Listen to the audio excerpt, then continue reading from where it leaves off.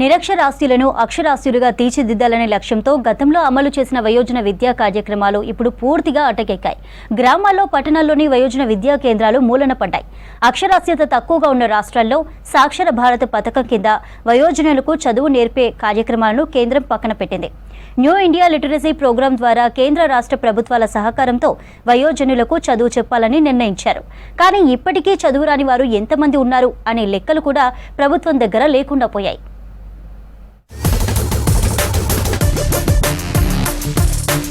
ఉమ్మడి కరీంనగర్ జిల్లాలో పెద్దలకు చదువు చెప్పేందుకు తీసుకొచ్చిన పలు కార్యక్రమాలు ఇప్పుడు పూర్తిగా బందయ్యాయి. ప్రస్తుతం ఉమ్మడి జిల్లా సగటు అక్షరాస్యత 64.15% మాత్రమే ఉంది. ఒకప్పుడు అక్షరాస్యత పెంచేందుకు రాత్రిబడుల పేరుతో పెద్దలకు చదువు నేర్పేవారు. ఆ తర్వాత వయోజన విద్యా పాఠశాలలు వచ్చాయి. మాజీ ఎన్నికల అధికారి బన్వర్లాల్ కరీంనగర్ కలెక్టర్ గా ఉన్నప్పుడు అక్షర ఉజ్వల పేరుతో నడిపించిన కార్యక్రమాలు గ్రామాల్లో ఎందరికో చదవడం, రాయడం నేర్పించాయి.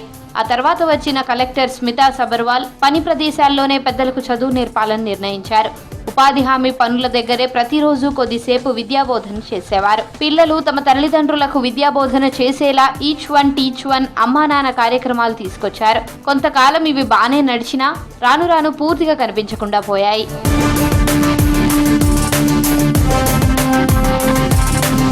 2010 సెప్టెంబర్లో తీసుకొచ్చిన సాక్షర భారత్ కార్యక్రమంలో భాగంగా ఉమ్మడి జిల్లాలో మొత్తం 1188 గ్రామాల్లో 2376 వయోజన విద్యా కేంద్రాలను ఏర్పాటు చేశారు. అక్షరాస్యత కార్యక్రమాల అమలుకు 57 మండలాల్లో మండలానికో ఎంసీఓ, వయోజన విద్యా కేంద్రానికి ఒకరి చొప్పున వీసీఓలను మొత్తం 2376 మందిని నియమించారు. అప్పట్లో ఉమ్మడి జిల్లా వ్యాప్తంగా సుమారు 6 లక్షల మంది నిరక్షరాస్యులను గుర్తించారు. ఇప్పుడు ఈ కాలంలో ఏంటంటే చదువు రాని వాళ్ళకు చదువు అనేది ప్రాముఖ్యత సార్. ప్రతి ఒక్కళ్ళకు చదువు రావాలని. ఇప్పుడు ఎవరైనా బస్సుకు పోయినా, ఏదైనా కిరాణా షాప్కి పోయినా ఏం తెలియక కొంతమంది మోసపోయేందుకు ఇది సెంట్రల్ గవర్నమెంట్ స్కీమ్ స్టార్ట్ చేసిండ్రు. దాన్ని బట్టి ఇప్పుడు మనం 2010లో సాక్షర భారత కార్యక్రమం ఏర్పాటు చేశారు. అప్పటి నుంచి 2018 వరకు 2 ప్రేరకుల ద్వారా మండలానికి ఒక ఎంసీఓ ద్వారా ఈ కార్యక్రమం కొంత ఆందోళన తీసుకుంటా వాళ్ళకు సక్సెస్ఫుల్ చేసింది సార్.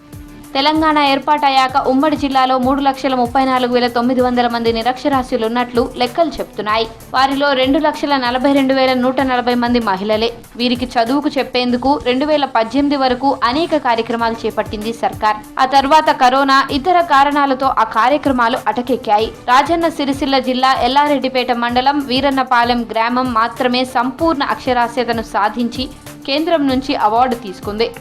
ప్రత్యేకంగా మహిళల కొరకే అక్షరాస్యత కార్యక్రమం అనేది సెంట్రల్ గవర్నమెంట్ స్టార్ట్ చేశారు. ఇప్పుడు ప్రతి ఒక్కరు అప్పుడు సాక్షరభారత కార్యక్రమం జరిగినప్పుడు ఇప్పుడు డిఆర్డిఏ వాళ్ళు పనికాహారం పథకం కాడ వాళ్ళు అక్కడికి పోయి చదువు నేర్చుకున్నారు కొంతవరకు. అప్పుడు వాళ్ళు సక్సెస్ఫుల్ అయిపోయింది సార్. 100% డిక్లేర్ కాలేదు, కొంతవరకు చదువుకున్నారు. అదంతవరకే మళ్ళీ ఈ ప్రోగ్రామ్ స్టార్ట్ అయింది. ఇక మాకు మనిషికి ఒక జిల్లాని ఇచ్చిండు సార్ లైజన్ ఆఫీసర్గా. వాళ్ళు కరీంనగర్, వాళ్ళు సిరిసిల్ల, వాళ్ళు జగిత్యాల, పెద్దపల్లి తీసుకుంటే మేము డిఓ కంట్రోల్లో మేము కోఆర్డినేషన్ చేసుకుంటా వాళ్ళ దగ్గరకు వెళ్ళడం అవుతుంది. ఉమ్మడి జిల్లాలో 14 రకాల వయోజన విద్యా కార్యక్రమాలు చేపట్టినా ఫలితాలు అంతంత మాత్రమేనని తెలుస్తోంది. ఇందుకోసం న్యూ ఇండియా లిటరసీ ప్రోగ్రాం కింద కేంద్రం 60% నిధులు ఇచ్చినా బీఆర్ఎస్ ప్రభుత్వం ఫండ్ రిలీజ్ చేయలేదన్న ఆరోపణలున్నాయి. జిల్లాలో చదువు రాని వారి సంఖ్య 30% పైనే ఉంది. లిటరసీ రేట్ పెంచేందుకు ప్రభుత్వం నిధులు ఇచ్చి కార్యక్రమాలు రూపకల్పన చేస్తే అమలు చేసేందుకు సిద్ధంగా ఉన్నామని చెప్తున్నారు వయోజన విద్యాధికారులు. ఉల్లాస్ అనేది కార్యక్రమం స్టార్ట్ అవుతుంది సార్. ఈ ఉల్లాస్ ద్వారా ఏంటంటే ఒక టీచర్, లెర్నింగ్ టీచర్ చదువు చెప్పేందుకు ఒక టీచరు సర్వే చేస్తుంది. ఈ 2 టీచర్ల ద్వారా ఇదంతా ఉల్లాస్ యాప్ ఇది సర్వే అయిపోయాక ఒక్కొక్క పేరు ద్వారా దానిలో ఉల్లాసలో రిజిస్టర్ చేయాలి ఒక లర్నర్ పేరు. అప్పుడు చేస్తే ఏంటంటే ఆ ఉల్లాసలో రికార్డ్ అయిపోతుంది సార్.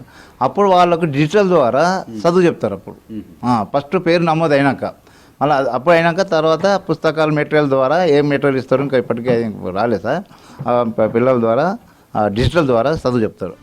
9వ తరగతిలోపు విద్యార్థులకు శిక్షణ ఇచ్చి చదువు రాని తమ తల్లిదండ్రులకు అక్షరాలు నేర్పించేలా అమ్మా నాన్న కార్యక్రమం తీసుకొచ్చారు అధికారులు.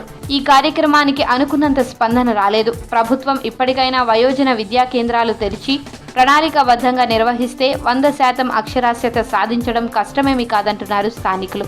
ఇంతకుముందు రాత్రి బళ్ళు ఉండే మాకు. ఇంత అప్పుడు చదువురాని వాళ్ళకు ప్రతి ఒక్కరికి రాత్రి పోయి మేము నేర్చుకుని ఉంటుంది. ఇప్పుడు ఏంటంటే ఆ బళ్ళు బంద్ అయిపోయినాయి. ఇప్పుడు ప్రతి ఒక్కళ్ళు ఇప్పుడు సంతకం పెట్టాలంటే పిల్లలతో మనమలతో సంతకం పెట్టించుకోవాల్సి వస్తుంది. రాత్రి బళ్ళు మళ్ళీ ఎప్పటిలో మంచిగా నడిపిస్తే మంచిగా ఉంటుండే. ఈ వయోజన విద్యాలయాలు గతంలో ఉండడం వల్ల చాలామందికి చదువురాని వాళ్ళందరూ కొంతవరకన్నా సంతకాలు కొన్ని చిన్న విషయాలు చదువుకోవడం కొద్దిగా బాగా మందికి కొంతమందికి అవగాహన వచ్చింది. ఇప్పుడే మా స్కూళ్ళు తీసేయడం వల్ల ఈ చదువురాని వాళ్ళతోటి కొంచెం బాగా ప్రాబ్లం ఇంకా ఇబ్బందులు ఎదుర్కొంటున్నారు. గతంలాగా వయోజన విద్యాలయాలు ఉంటే ఇంకా చాలామంది మా విలేజ్లో కూడా చాలామంది ఉన్నారు చదువురాని వాళ్ళు. వాళ్ళకి బ్యాంకులలో కూడా సంతకాలు లేకపోతే వాళ్ళకు కొంచెం ఇబ్బంది చేస్తారు. అందుకోసమని దయచేసి ఆ వయోజన విద్యా కేంద్రాలు మళ్ళా ఉంటే బాగుంటుందని మా అందరి ఆలోచన. విద్యతోనే సమగ్రాభివృద్ధి సాధ్యమవుతుందన్నది నిజం. ఆ దిశగా సర్కార్ కృషి చేయాల్సిన అవసరం ఎంతైనా ఉంది. ప్రభుత్వం వయోజన విద్యా కార్యాలయాలను బలోపేతం చేసి అక్షరాస్యతను పెంచాలని కోరుతున్నారు పబ్లిక్.